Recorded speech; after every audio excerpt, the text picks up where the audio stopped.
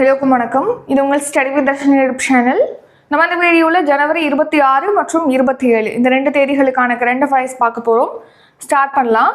First question, 2025ஆம் ஆண்டிற்கான பத்ம விருதுகள் எத்தனை பேருக்கு அறிவிக்கப்பட்டுள்ளது? ஆன்சர் ஆப்ஷன் ஏ 139 பேர்.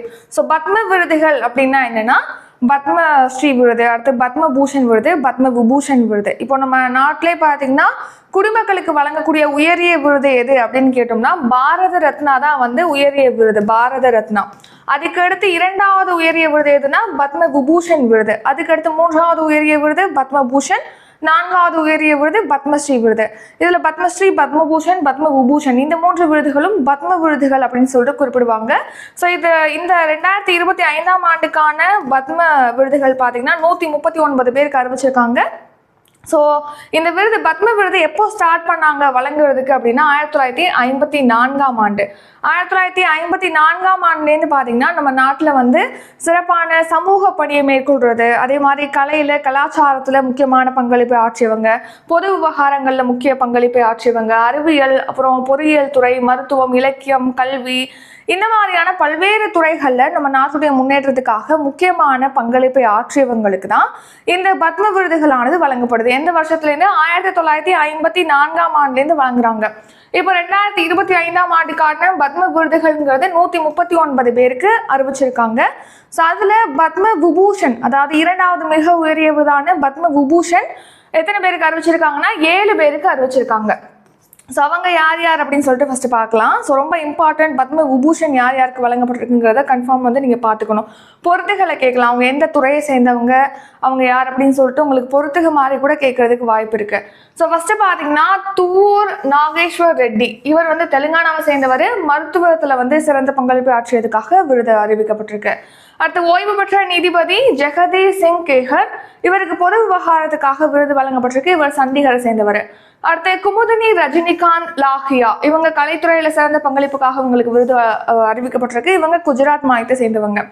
அடுத்து வயலின் வித்வான் எல் சுப்பிரமணியனுக்கு அறிவிக்கப்பட்டிருக்கு. மறைந்த எழுத்தாளர் MT வாசுதேவன் நாயருக்கு அறிவிக்கப்பட்டிருக்கு. இவர் கேரளா. அடுத்து இப்போ ரீசெண்டா கூட காலமானார் இல்லையா, சுசுகி நிறுவனர் தலைவரான ஒசாமு சுசுகி சமீபத்தில் தான் காலமானார். நம்ம கரண்ட் அஃபேர்ஸில் பார்த்துருப்போம். அவருக்கும் பத்ம விபூஷன் விருது அறிவிக்கப்பட்டிருக்கு. ஸோ இந்த பிரிவுலனா வர்த்தக மற்றும் தொழில்துறையில் சிறந்த பங்களிப்புக்காக.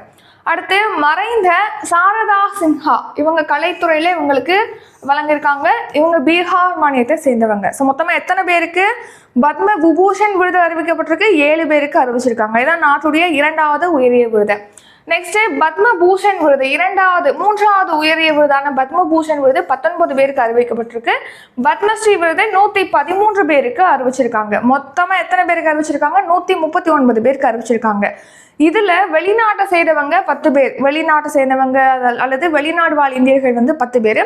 நம்ம பெண்கள் எவ்வளவு பேர் அப்படின்னா 23 பெண்களுக்கு அறிவிச்சிருக்காங்க பத்ம விருதுகள். அடுத்து செகண்ட் கொஸ்டின், தமிழகத்தை சேர்ந்த எத்தனை பேருக்கு பத்ம விருதுகள் அறிவிக்கப்பட்டுள்ளது? இப்போ நம்ம மொத்தமாக எவ்வளோ பேருக்கு அறிவிச்சிருந்தாங்கன்னு பார்த்தோம், 139 பேர். அதில் 7 பேர் பார்த்தீங்கன்னா பத்ம விபூஷன் விருது பெற்றிருக்காங்கன்னு சொல்லிட்டு நம்ம பார்த்தோம். அதை அடுத்து தமிழ்நாட்டில் இந்த 139 பேரில் எத்தனை பேர் இடம்பெற்றிருக்காங்க அப்படின்னு கேட்டிங்கன்னா 13 பேர். ஆன்சர் ஆப்ஷன் சி, 13 பேர் நம்ம தமிழ்நாட்டிலேருந்து இந்த பத்ம விருதுகள் பட்டியலில் இடம்பெற்றிருக்காங்க. அவங்க யார் யாருன்னு சொல்லிட்டு பார்க்கலாம். ஃபர்ஸ்ட் பத்ம பூஷன் விருதுக்கு பார்த்தீங்கன்னா நடிகர் அஜித் குமார், நடிகை சோபனா, அடுத்து நல்லி குப்புசாமி செட்டி, இவங்க 3 பேர் பார்த்தீங்கன்னா தமிழ்நாட்டிலேருந்து பத்ம பூஷன் விருது பெறாங்க, அவங்களுக்கு அறிவிக்கப்பட்டிருக்கு. அடுத்து பத்மஸ்ரீ விருது தமிழ்நாட்டில் ஒரு 10 பேருக்கு அறிவிச்சிருக்காங்க. அவங்க யார் யாருன்னு சொல்லிட்டு பார்க்கலாம். ஸோ ஃபர்ஸ்ட் பார்த்தீங்கன்னா குருவாயூர் துறை, இவர் மிருதங்க வித்வான். நெக்ஸ்ட் சமையல் துறையில் கே தாமோதரனுக்கு அறிவிக்கப்பட்டிருக்கு. அடுத்து லட்சுமிபதி ராம சுப்பையருக்கு அறிவிக்கப்பட்டிருக்கு.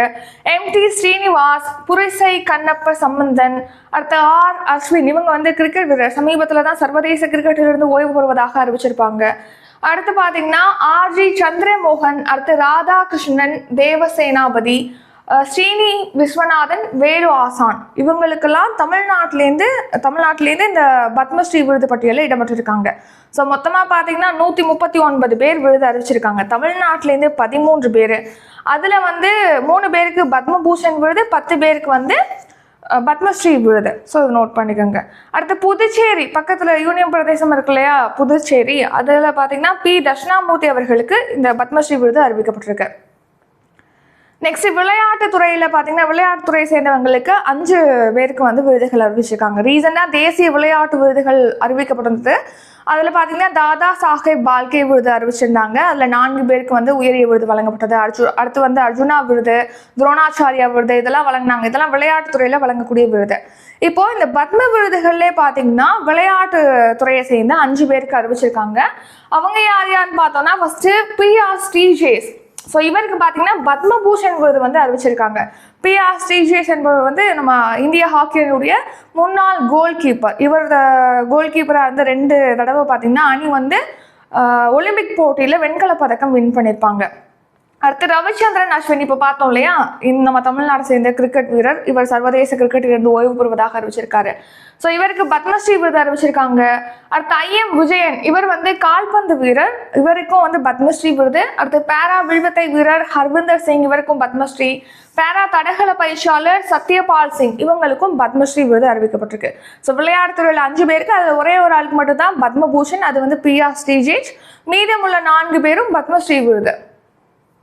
நெக்ஸ்ட் 3வது கேள்வி, ஒருங்கிணைந்த ஓய்வூதிய திட்டம் எப்போது அமலுக்கு வருகிறது? Answer April 1. ஸோ வர ஏப்ரல் 1 தேதி பார்த்தீங்கன்னா ஒருங்கிணைந்த ஓய்வூதிய திட்டமானது அமலுக்கு வருது. ஸோ இது என்ன, இது யாருக்கான திட்டம் அப்படின்னா மத்திய அரசு பணியாளர்கள் இருக்காங்க இல்லையா, அவங்க ஓய்வு பெறும்போது அவங்களுக்கு இந்த ஓய்வூதிய திட்டத்தின் கீழ் ஓய்வூதியம் வழங்கப்படும். ஸோ ஒருங்கிணைந்த ஓய்வூதிய திட்டத்தின் கீழ் பார்த்தீங்கன்னா கவர்மெண்ட் எம்ப்ளாயி, மத்திய அரசு பணியாளர்கள் வந்து ஓய்வு பெற்றதுக்கு அப்புறமா அவங்களுக்கு ஓய்வூதியம் வழங்கப்படும். ஸோ இதில் எப்படி பயன்பெறலாம்னா, இப்போது அவங்க கவர்மெண்ட் எம்ப்ளாய் ஆகி ஒரு 25 இயர்ஸ்க்கு அவங்க பணியாற்றிட்டு அதுக்கப்புறமா ஓய்வு பெறாங்க அப்படின்னா லாஸ்ட்டாக ஒரு சம்பளம் வாங்கியிருப்பாங்க இல்லையா, கடைசி மாத சம்பளம், அந்த சம்பளத்தில் பாதி அமௌண்ட் வந்து அவங்களுக்கு ஓய்வூதியமாக வழங்கப்படும். அது மட்டும் இல்லாமல் இந்த ஒருங்கிணைந்த ஓய்வூதிய திட்டத்தில் ஒவ்வொரு தடவையும் பணவீக்கம் வரும், அதாவது விலைவாசி ஏற்ற உயர்வு இருக்கு இல்லையா, ஸோ அதுக்கேற்ற மாதிரி அகவிலைப்படியும் உங்களுக்கு வழங்கப்படும் இந்த ஓய்வூதிய திட்டத்தில் அப்படின்னு சொல்லிட்டு தெரிவிச்சிருக்காங்க. ஸோ இது வந்து 25 ஆண்டுகள் பணியாற்றியவங்கன்னு சொல்லி பார்த்துருப்போம். ஒருவேளை அதிகம் கம்மியாக பணியாற்றிருக்காங்க, கவர்மெண்ட் எம்ப்ளாயியாக 10 வருஷம் தான் பணியாற்றிருக்காங்க, இல்லைன்னா 10க்கு கொஞ்சம் கூடுதலாக பணியாற்றிருக்காங்க அப்படின்னு பார்க்கும்போது அவங்களுக்கு ஓய்வூதியம் கிடைக்காதா அப்படின்னு கேட்கலாம். ஸோ அவங்களுக்கும் கிடைக்கும், அவங்களுக்கு 10,000 ரூபாய் தான் கிடைக்கும். இவங்களுக்கு எப்படின்னா லாஸ்ட்டாக வாங்கின சம்பளத்தில் பாதி அமௌண்ட் வந்து கொடுப்பாங்க. 50,000 வாங்குறாங்கன்னா 25,000 ரூபாய் இவங்களுக்கு ஓய்வூதியமாக கொடுப்பாங்க. 10 வருஷம் தான் ஒர்க் பண்ணியிருக்காங்க கவர்மெண்ட் எம்ப்ளாயா அப்படின்னா அவங்களுக்கு வந்து 10,000 ரூபாய் ஓய்வூதியமாக வழங்கப்படும். ஸோ இதான் வந்து ஒருங்கிணைந்த ஓய்வூதிய திட்டம். இது வர ஏப்ரல் 1 தேதி அமலுக்கு வருது. நெக்ஸ்ட்டு 4வது கேள்வி, மனிதர்களில் நாய்க்கடியால் ஏற்படும் ராபிஸ் தொற்றை எந்த ஆண்டுக்குள் முற்றிலுமாக ஒழிக்க உலக சுகாதார நிறுவனம் இலக்கு நிர்ணயித்துள்ளது? ஆன்சர் 2030ஆம் ஆண்டுக்குள்ள. ஸோ பார்த்தீங்கன்னா இப்போ நாய்க்கடினால வந்து ராபிஸ் நோய் பரவுது இல்லையா, ஸோ அந்த ராபிஸை வந்து 2030ஆம் ஆண்டுக்குள்ள ஒழிக்கணும்னு சொல்லிட்டு வேர்ல்ட் ஹெல்த் ஆர்கனைசேஷன் WHO உலக சுகாதார நிறுவனம் வந்து இலக்கு நிர்ணயிச்சிருக்கு. ஸோ கவனிங்க, இப்போ ரீசெண்டாக லான்சன் இதழில் பார்த்தீங்கன்னா இந்த ராபிஸ் தொற்று தொடர்பான ஒரு ஆய்வறிக்கையை ரிலீஸ் பண்ணியிருக்காங்க. அந்த லான்சன் இதழில் என்ன தெரிவிச்சிருக்காங்கன்னா, நம்ம இந்தியாவில் பார்த்தீங்கன்னா ராபிஸ் தொற்றுனால ஒரு வருஷத்துக்கு 57,000 பேர் வந்து உயிரிழப்பதற்கான அபாயம் இருக்குது அப்படின்னு சொல்லிட்டு தெரிவிச்சிருக்காங்க. உயிரிழக்கிறதுக்கு வாய்ப்பு இருக்குது, அபாயம் அதிகமாக இருக்குதுன்னு சொல்லிட்டு தெரிவிச்சிருக்காங்க இந்த லான்சன் ஆய்வுதலில். ஸோ இப்போது விலங்குகள் கடிக்கிறதுனால பாதிக்கப்படுறாங்களே மனிதர்கள், அதில் அதிகமாக நாய்க்கடினால தான் பாதிக்கப்படுறாங்க. 4ல் 3 பேர் வந்து விலங்கு கடியால் பாதிக்கப்பட்டிருக்காங்க அப்படின்னா 4ல் 3 பேர் வந்து நாய்க்கடினால தான் பாதிக்கப்படுறாங்க அப்படின்னு சொல்லிட்டு தெரிவிக்கிறாங்க. ஸோ இந்த மாதிரி மனிதர்களில் பார்த்தீங்கன்னா நாய்க்கடினால் ஏற்படக்கூடிய ராபிஸ் தொற்றை வந்து 2030ஆம் ஆண்டுக்குள்ள ஒழிக்கிறதுக்கு உலக சுகாதார நிறுவனம் இலக்கும் நிர்ணயிச்சிருக்காங்க. நெக்ஸ்ட் 5வது கேள்வி, அரசு பள்ளி மாணவர்களுக்கு தொழில்முறை படிப்புகளில் எத்தனை சதவீத இடஒதுக்கீடு வழங்கப்படுகிறது? Answer option D 7.5%. ஸோ இப்போ கவர்மெண்ட் ஸ்கூலில் படிச்சுட்டு அடுத்து போய் காலேஜ் ஜாயின் பண்ணுறாங்க, அதுவும் தொழில்முறை படிப்புகள் அப்படின்னா மருத்துவ படிப்பு, நெக்ஸ்ட்டு பார்த்தீங்கன்னா பொறியியல் இன்ஜினியரிங் படிக்கிறது, அடுத்து அக்ரிகல்ச்சர் படிக்கிறது, இதெல்லாம் வந்து தொழில்முறை படிப்புகள். ஸோ கவர்மெண்ட் ஸ்கூலில் படிச்சுட்டு இந்த மாதிரி தொழில்முறை படிப்புகளில் மாணவர்கள் இணைகிறாங்க அப்படின்னா அவங்களுக்கு பார்த்தீங்கன்னா 7.5% இடஒதுக்கீடானது வழங்கப்படுகிறது தமிழகத்தில். ஸோ இந்த மாதிரி அரசு பள்ளியில் படிச்சுட்டு தொழில்முறை படிப்புகளில் இணையக்கூடிய மாணவர்களுக்கு 7.5% இடஒதுக்கீடு வழங்கப்படும் சொல்லிட்டு 2001ஆம் ஆண்டு செப்டம்பர் மாதம் 20ஆம் தேதி வந்து இடஒதுக்கீடு வழங்கப்படும், 7.5% இடஒதுக்கீடு வழங்கப்படும் சொல்லிட்டு தமிழக அரசு வந்து அறிவிச்சிருப்பாங்க. ஸோ அதை அடுத்து இப்போ இந்த 7.5% இடஒதுக்கீடுனால தமிழ்நாட்டில் 40,168 அரசு பள்ளி மாணவர்கள் வந்து பயன்பெற்றிருக்காங்க அப்படின்னு சொல்லிட்டு தெரிவிச்சிருக்காங்க. தொழில்முறை படிப்புகள்லாம் என்ன சொன்னேன், பொறியியல் படிப்பு, மருத்துவ படிப்பு, வேளாண்மை படிப்பு, இந்த மாதிரி அனைத்து தொழில்முறை படிப்புகள்லையுமே கவர்மெண்ட் ஸ்கூலில் படிச்சவங்க போய் ஜாயின் பண்ணுறாங்கன்னா அவங்களுக்கு 7.5% இடஒதுக்கீடானது அளிக்கப்படுது. ஸோ இப்போ அதில் வந்து 40,000க்கும் மேற்பட்டவங்க பயன்பெற்றிருக்காங்கன்னு சொல்லிட்டு உயர்கல்வித்துறை அமைச்சர் கோவை செழியன் அவர்கள் வந்து தெரிவிச்சிருக்காங்க. இதே மாதிரி கவர்மெண்ட் ஸ்கூலில் படிக்கக்கூடிய மாணவர்களுக்காக பல்வேறு திட்டங்களை நம்ம செயல்படுத்திட்டு வரோம் நம்ம தமிழ்நாட்டில். அதில் ஒரு திட்டம் வந்து புதுமை பெண் திட்டம். ஸோ பெண் கல்விக்காக அதை தொடங்கியிருக்காங்க. எப்போ தொடங்கினாங்கன்னா 2022ஆம் ஆண்டு செப்டம்பர் மாதம் தான் இந்த ஸ்கீம் வந்து லான்ச் பண்ணியிருப்பாங்க, புதுமை பெண் திட்டம். ஸோ இந்த திட்டத்தில் 6th to 12th வரைக்கும் கவர்மெண்ட் ஸ்கூலில் படிச்சுட்டு காலேஜில் போய் ஜாயின் பண்ணுறாங்கன்னா மாணவிகளுக்கு வந்து ஒவ்வொரு மாதமும் 1000 ரூபாய் வழங்கப்படுது. அடுத்து தமிழ் புதல்வன் திட்டம். இது வந்து போன வருஷம் 2024 ஆகஸ்ட் மாதம் லான்ச் பண்ணியிருப்பாங்க. ஆகஸ்ட் 9ஆம் தேதின்னு நினைக்கிறேன்.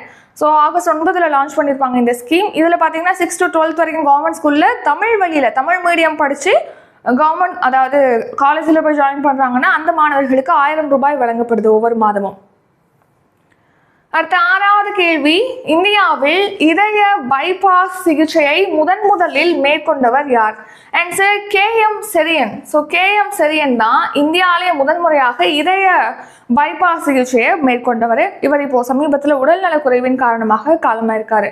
ஸோ கவனிங்க, இப்போ தலை சிறந்த இதய அறுவை சிகிச்சை நிபுணர் தான் KM செரியன். இப்போ இவர் ரீசெண்டாக உடல்நலக்குறைவின் காரணமாக காலமாயிருக்காரு. ஸோ இந்தியாவிலே ஃபர்ஸ்ட் இதய பைபாஸ் அறுவை சிகிச்சை எப்போ நடத்தினாங்கன்னா 1975 தான் அந்த அறுவை சிகிச்சை மேற்கொண்டிருக்காங்க. ஸோ அதை மேற்கொண்டவர் தான் இந்த KM செரியன் என்பவர். அது மட்டும் இல்லாமல் நம்ம நாட்டிலே முதன்முறையாக இதய மாற்று அறுவை சிகிச்சை, அதாவது உறுப்பு மாற்று அறுவை சிகிச்சை வந்து அதிகாரப்பூர்வமாக அங்கீகரிக்கப்பட்டதுக்கு அப்புறமா முதல்ல இதய மாற்று அறுவை சிகிச்சை மேற்கொண்டிருக்காங்க இந்த KM செரியன் அவர்கள். அது மட்டும் இல்லாமல் நம்ம நாட்டிலே இதயம் நுரையீரல் மாற்று அறுவை சிகிச்சை மேற்கொண்டிருக்காரு. நெக்ஸ்ட் பார்த்தீங்கன்னா குழந்தைக்கு இதய மாற்று அறுவை சிகிச்சை முதன்முறையாக மேற்கொண்டிருக்காரு. இந்த மாதிரி பல்வேறு சாதனைகளை படைத்தவர் தான், மருத்துவத்துறையில் படித்தவர் தான் KM செரியன். இப்போ இவர் வந்து காலமாயிருக்காரு. இவருக்கு வந்து மத்திய அரசு பார்த்தீங்கன்னா மருத்துவத்துறையில் இவருடைய பங்களிப்பை பாராட்டி பத்மஸ்ரீ விருதும் மத்திய அரசு வழங்கியிருக்காங்க. 7வது கேள்வி, ஆஸ்திரேலிய ஓபன் டென்னிஸ் போட்டியில் ஆடவர் ஒற்றையர் பிரிவில் சாம்பியன் பட்டம் வென்றவர் யார்? Answer Jannik Sinner. So Italy நாட்டை சேர்ந்த ஜானிக் சின்னர் தான் இப்போ ரீசனாக நடந்த ஆஸ்திரேலிய ஓபன் கிராண்ட் ஸ்லாம் போட்டியில் சாம்பியன் பட்டம் வின் பண்ணியிருக்காங்க. கிராண்ட் ஸ்லாம் போட்டினா ஒரு வருஷத்தில் பார்த்தீங்கன்னா ஒரு சீசனில் வந்து 4 கிராண்ட் ஸ்லாம் போட்டி நடத்துவாங்க. ஸோ இந்த வருஷத்தில் ஃபஸ்ட்டு நடத்தக்கூடிய கிராண்ட் ஸ்லாம் போட்டினா ஆஸ்திரேலிய ஓப்பன். ஸோ ஆஸ்திரேலிய ஓப்பன், ஃப்ரெஞ்ச் ஓப்பன், விம்பிள்டன், அடுத்த US ஓப்பன் சொல்லிட்டு 4 கிராண்ட் ஸ்லாம் போட்டி நடத்துவாங்க. அதில் முதல் கிராண்ட் ஸ்லாம் போட்டி ஆஸ்திரேலிய ஓப்பன். இதில் இத்தாலி வீரர் ஜானிக் சின்னர் வந்து சாம்பியனாக இருக்காரு. ஸோ போன வருஷமும் ஆஸ்திரேலிய ஓப்பனில் ஜானிக் சின்னர் தான் சாம்பியனாக இருப்பார். அது அவருடைய ஃபர்ஸ்ட் கிராண்ட் ஸ்லாம் பட்டத்தை வின் பண்ணியிருப்பாரு. இப்போ இந்த வருஷம் ஆஸ்திரேலிய ஓப்பன்லேயும் அவர் தான் வந்து சாம்பியனாக இருக்காரு. இது இவர் வென்ற 3வது கிராண்ட் ஸ்லாம் பட்டம். ஸோ இவர் பார்த்தீங்கன்னா இறுதி ஆட்டத்தில் ஜெர்மனியை சேர்ந்து அலெக்சாண்டர் ஸ்வெரேவை வீழ்த்தி சாம்பியன் பட்டத்தை வின் பண்ணியிருக்காரு. அடுத்து மகளிருக்கான இரட்டையர் பிரிவில் விமென்ஸ் டபுள்ஸ் பிரிவில் பார்த்தீங்கன்னா அமெரிக்காவை சேர்ந்த டெய்லர், அப்புறம் செக் குடியரசு நாட்டை சேர்ந்த கேத்ரினா சினியாகோவா, இவங்க 2 பேர் இணை வந்து சாம்பியனாக இருக்காங்க. அடுத்து மகளிர் ஒற்றையர் பிரிவில் பார்த்தீங்கன்னா பெலாரஸ் நாட்டை சேர்ந்த அரினா சபலன்காவை வீழ்த்தி அமெரிக்காவை சேர்ந்த மேடிசன் கீஸ் வந்து சாம்பியனாக இருக்காங்க. இவங்களுடைய வயது 29. இந்த ஆஸ்திரேலிய ஓப்பன் கிராண்ட் ஸ்லாம் பட்டம் தான் இந்த மேடிசன் கீஸ் வின் பண்ண ஃபர்ஸ்ட் கிராண்ட் ஸ்லாம் பட்டம். நெக்ஸ்ட் ஆடவருக்கான இரட்டை பிரிவில் இந்த ஆஸ்திரேலிய ஓப்பனில் பிரிட்டன் நாட்டை சேர்ந்த ஹென்ரி பேட்டன், அப்புறம் பின்லாந்து நாட்டை சேர்ந்த ஹாரி ஹெலியோவரா, இவங்க 2 பேர் இடையே வந்து சாம்பியனாக இருக்காங்க. நெக்ஸ்ட் 8வது கேள்வி, சமீபத்தில் இந்தியாவிற்கும் எந்த நாட்டிற்கும் இடையே 5 ஒப்பந்தங்கள் கையொப்பமாகி உள்ளன? Answer option C Indonesia. இப்போ ரீசெண்டாக கூட நம்ம பார்த்துருப்போம், அதாவது 26ஆம் தேதி ஜனவரி 26ஆம் தேதி வந்து குடியரசு தினம் நம்ம கொண்டாடினோம். ஸோ அந்த குடியரசு தினத்தில் சிறப்பு விருந்தினராக இந்தோனேஷியாவுடைய அதிபர் பிரபாவோ சுபியாந்தோ வந்து பங்கேற்கிறாரு அப்படின்னு சொல்லிட்டு நம்ம பார்த்துருப்போம். ஸோ இது பங்கேற்கிறதுக்காக இந்த பிரபாவோ சுபியாந்தோ நம்ம நாட்டுக்கு அரசுமுறை பயணமாக வந்திருக்காரு. ஸோ அந்த பயணத்தில் தான் இந்தியாவுக்கும் இந்தோனேஷியாவுக்கும் இடையே ஒரு 5 ஒப்பந்தங்களானது இப்போ கையொப்பமாயிருக்கு. ஸோ எந்தெந்த துறைகள் சார்பாக அப்படின்னா கடல்சார் பாதுகாப்பு, அப்புறம் சுகாதாரம், கலாச்சாரம், எண்ம மேம்பாடு, டிஜிட்டலைஸ் அது தொடர்பாக அதை மேம்படுத்துறது, பாரம்பரிய மருத்துவத்தை மேம்படுத்துறது, இந்த துறைகளில் இந்தியாவுக்கும் இந்தோனேஷியாவுக்கும் இடையிலான ஒத்துழைப்பை இன்னும் வலுப்படுத்தணும் அப்படிங்கிறதுக்காக ஒரு 5 ஒப்பந்தங்கள் வந்து கையொப்பமாயிருக்கு. அது மட்டும் இல்லாமல் நம்ம ரீசன்ட் நியூஸ் பார்த்துருப்போம், பிரிக்ஸ் கூட்டமைப்பில் பார்த்தீங்கன்னா புதிய உறுப்பினராக இந்தோனேஷியா இணைஞ்சிருக்குன்னு சொல்லிட்டு. ஸோ உங்களுக்கான கொஸ்டின், பிரிக்ஸுடைய எத்தனையாவது உறுப்பினராக இந்தோனேஷியா இணைஞ்சிருக்கு? இதுக்கான கொஸ்டின், இந்த கொஸ்டினுக்கு வந்து ஆன்சர் நீங்கள் கமெண்ட் பண்ணிருங்க. இது உங்களுக்கான கொஸ்டின். நெக்ஸ்ட், இப்போ 76வது குடியரசு தினமானது கொண்டாடப்பட்டது. அதில் பார்த்தீங்கன்னா தலைமை விருந்தினராக இந்தோனேஷியா அதிபர் பிரபாவோ சுபியாந்தோ வந்து பங்கேற்றிருக்காரு. ஸோ நான் இதை ஆன்சர் நானே சொல்லிடுறேன். 10வது உறுப்பினராக தான் இந்தோனேஷியா வந்து ஜாயின் பண்ணியிருக்கோம். இப்போ வேற கொஸ்டின் நான் கேட்குறேன், என்னன்னா இந்த வருஷம் குடியரசு தினம் இருக்குல்ல, அதுக்கான தீம் என்ன, கருப்பொருள் என்ன? இதுக்கான ஆன்சர் நீங்கள் கமெண்ட் பண்ணிடுங்க. அடுத்து 9வது கேள்வி, செனாப் ஆற்று பாலம் எத்தனை மீட்டர் உயரத்தில் அமைந்துள்ளது? Answer 359 meter. சொன்னது நம்ம ஏற்கனவே பார்த்துருப்போம். உலகிலே மிக உயரமான ஒரு பாலம் தான் இந்த செனாப் ஆற்று பாலம். இது ஜம்மு அண்ட் காஷ்மீரில் இருக்குன்னு சொல்லிட்டு நம்ம பார்த்துருப்போம். இப்போ எதுக்காக இந்த பாலத்தை பற்றி பார்க்குறோம்னா, ஜம்மு அண்ட் காஷ்மீரில் பார்த்தீங்கன்னா கத்ரா டு ஸ்ரீநகர் இடையே, ஜம்மு அண்ட் காஷ்மீரை பல்வேறு நகரங்கள் பல்வேறு மாநிலங்களோட இணைக்கும் வகையில் கத்ரா டு ஸ்ரீநகர் இடையே ரயில் வழித்தடம் அமைச்சிருக்காங்க. அதில் ட்ரெயின், வந்தே பாரத் ட்ரெயினை வந்து இயக்கி சோதனை பண்ணியிருக்காங்க. ஸோ அந்த சோதனை ஓட்டமானது வெற்றிகரமாக நிறைவடைஞ்சிருக்கு. ஸோ அங்கே வந்து இப்போது ட்ரெயினை வந்து அனுப்பலாம் அப்படிங்கிற அளவுக்கு கொண்டு வந்துட்டாங்க. ஒரு சோதனை ஓட்டம் நிறைவடைஞ்சிருக்கு. ஸோ இந்த கத்ரா டு ஸ்ரீநகர் வழித்தடம் இருக்குல்லையா, இது ரொம்பவே சிக்கலான ஒரு வழித்தடம். இந்த வழித்தடத்தில் தான் உலகின் மிக உயரமான ரயில் பாலம் இருக்குது, செனாப் ஆற்று பாலம் இருக்குது. அது மட்டும் இல்லாமல் இரண்டாவது உயரிய பாலமான அஞ்சிகாட் கம்பி பாலமும் இருக்குது. ஸோ இதெல்லாம் கடந்து வெற்றிகரமாக சோதனை முடிக்கப்பட்டிருக்கு. ஸோ அப்போ அங்கே வந்து வந்தே பாரத் ரயில் செல்றதுக்கு தயார் நிலையில் இருக்குன்னு சொல்லிட்டு தெரிவிச்சிருக்காங்க. ஸோ இதில் இந்த உலகின் மிக உயரமான ரயில் பாலம்ங்கிறது 359 மீட்டர் உயரம் கொண்டது, உயரத்தில் அமைக்கப்பட்டிருக்கு. என்ன பாலம்னா செனாப் ஆற்று பாலம். உலகின் இரண்டாவது உயரமான பாலம் எதுனா அஞ்சிகாட் கம்பி பாலம். இது வந்து 331 மீட்டர் உயரத்தில் அமைக்கப்பட்டிருக்கு. அடுத்த 10வது கேள்வி, எந்த மாநிலத்தில் நடமாடும் ஆபரேஷன் தியேட்டர் திட்டம் தொடங்கப்பட்டுள்ளது? ஆன்சர் நாகாலாந்து மாநிலம். ஸோ இப்போ நாகாலாந்தில் தான் நடமாடும் ஆப்ரேஷன் தியேட்டர் திட்டமானது தொடங்கப்பட்டிருக்கு. ஸோ ஆப்ரேஷன் தியேட்டரில் என்ன பண்ணுவாங்க, அறுவை சிகிச்சைகள் ஆப்ரேஷன் பண்ணுவாங்க. ஸோ அந்த மாதிரி நடமாடும் ஆப்ரேஷன் தியேட்டர்னா, இப்போ ஆப்ரேஷன் தியேட்டருங்கிறது நார்மலாக ஹாஸ்பிட்டலில் இருக்கும். அங்கே வந்து பேஷண்ட் போவாங்க, அவங்களுக்கு அறுவை சிகிச்சை மேற்கொள்வாங்க. இது என்னன்னா, நாகாலாந்தில் கிராம பகுதிகளில் இருக்காங்க இல்லையா மக்கள், தொலைதூர பகுதிகளில் மக்கள் இருக்காங்க இல்லையா, அவங்களுக்கு என்ன தேவை, மருத்துவ வசதி வழங்குறது, மருத்துவ அடிப்படை வசதிகள்லேருந்து அறுவை சிகிச்சை வரைக்கும் அனைத்து விதமான வசதிகளையும் அவங்களுக்கு வழங்கணும், சுகாதார வசதிகளை வழங்கணும்னு சொல்லிட்டு இந்த நடமாடும் ஆபரேஷன் தியேட்டர் திட்டத்தை வந்து இப்போ அந்த மாநிலத்தை தொடங்கியிருக்காங்க, நாகாலாந்து மாநிலத்தில்.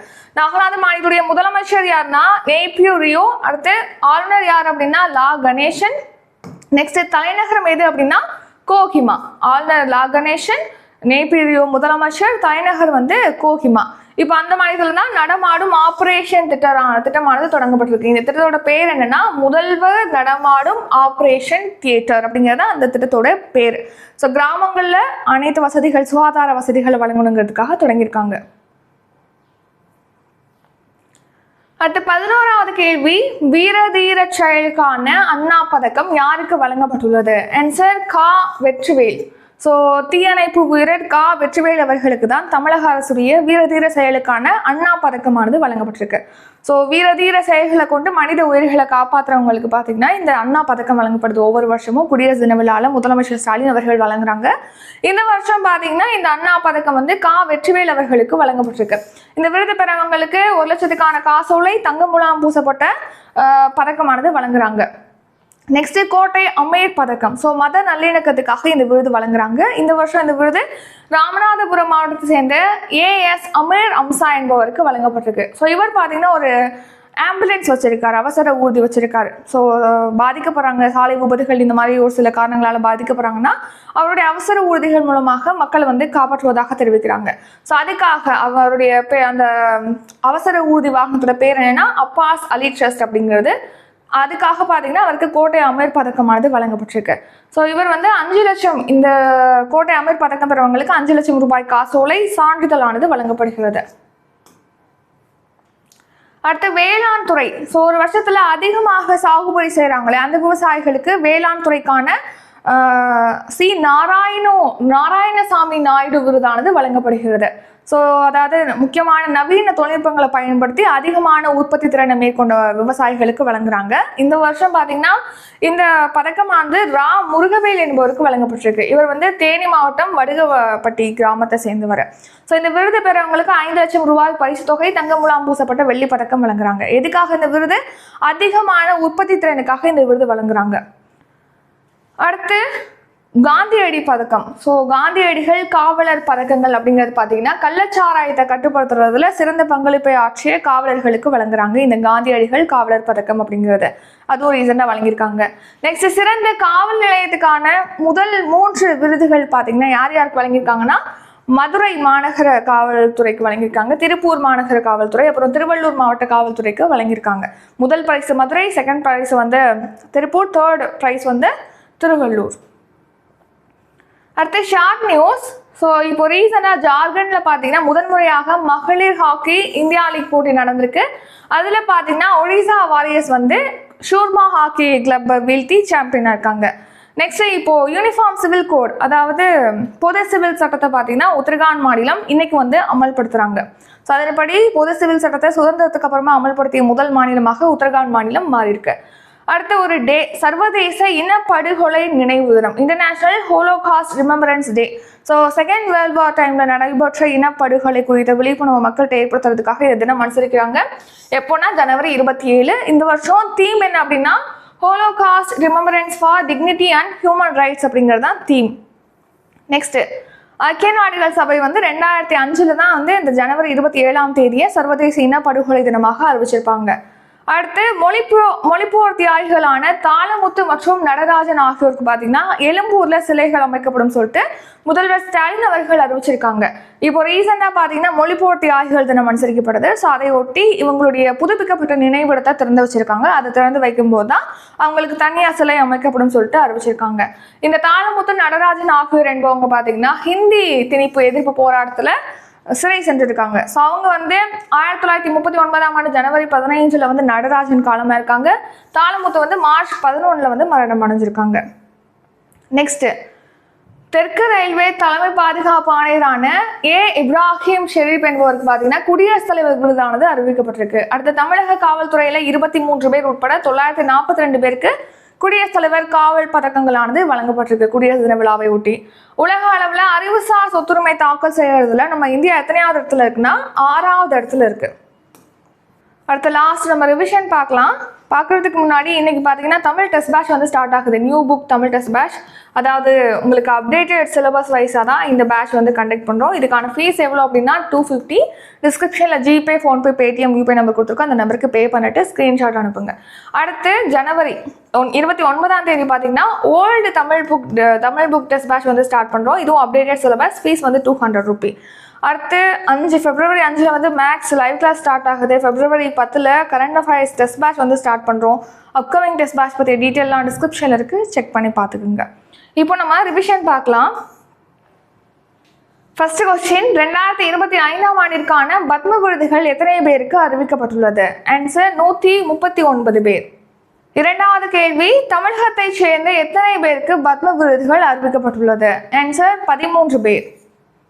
மூன்றாவது கேள்வி, ஒருங்கிணைந்த ஓய்வூதிய திட்டம் எப்போது அமலுக்கு வருகிறது? ஆன்சர் ஏப்ரல் 1 தேதி.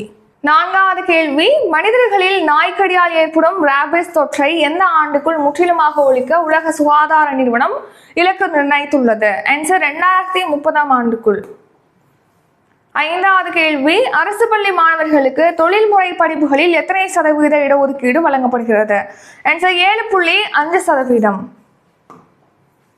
ஆறாவது கேள்வி, இந்தியாவில் இதய பைபாஸ் சிகிச்சையை முதலில் மேற்கொண்டவர் யார்?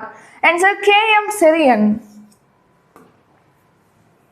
ஏழாவது கேள்வி, ஆஸ்திரேலிய ஓபன் டென்னிஸ் போட்டியில் ஆடவர் ஒற்றையர் பிரிவில் சாம்பியன் பட்டம் வென்றவர் யார்? Answer option B Jannik Sinner. எட்டாவது கேள்வி, சமீபத்தில் இந்தியாவிற்கும் எந்த நாட்டிற்கும் இடையே 3 ஒப்பந்தங்கள் கையொப்பமாகி உள்ளன? Answer Indonesia. 9வது கேள்வி, செனாப் ஆற்று பாலம் எத்தனை மீட்டர் உயரத்தில் அமைந்துள்ளது? ஆன்சர் 359 மீட்டர் உயரம். 10வது கேள்வி, எந்த மாநிலத்தில் நடமாடும் ஆபரேஷன் தியேட்டர் திட்டம் தொடங்கப்பட்டுள்ளது? Answer option C, Nagaland. 11வது கேள்வி, வீரதீர செயலுக்கான அண்ணா பதக்கம் யாருக்கு வழங்கப்பட்டுள்ளது? ஆன்சர் ஆப்ஷன் ஏ, கா வெற்றிவேல். இத்துடன் இன்றைக்கான கரண்ட் அஃபேர்ஸ் வீடியோ நிறைவடைகிறது. இந்த வீடியோ உங்களுக்கு பிடிச்சிருந்தா லைக் பண்ணுங்க, ஷேர் பண்ணுங்க. நம்ம சேனலை நீங்க இன்னும் சப்ஸ்கிரைப் பண்ணலன்னா மறக்காம சப்ஸ்கிரைப் பண்ணிக்கோங்க.